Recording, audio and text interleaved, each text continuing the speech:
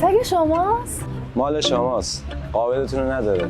چقدر خوشگله. لطف دارین شما.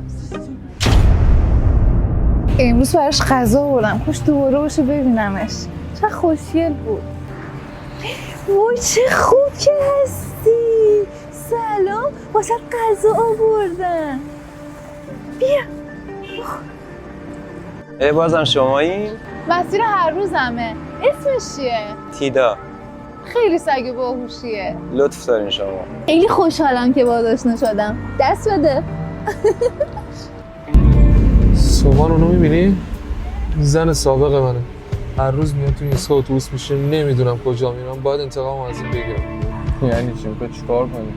باید بدوزمش و دارمش با کارشو تموم. اگه الکیه این کار جرم، حداقل 15 سال حبس داره. او کسی نمیتونه حتی جنازه‌ش هم پیدا کنه. اگه گیر بیفتیم چی؟ نگران نباشه، همه چی گردن من. فقط میرین تو ایستگاه، بهت گفتم در عقبو باز کن، بعدش هم گازشو بگی بری.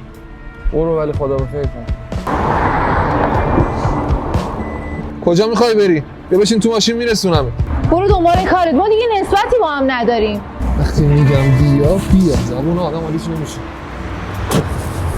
کجا نمیگه؟ برم کجا سرده برم کن. بشین.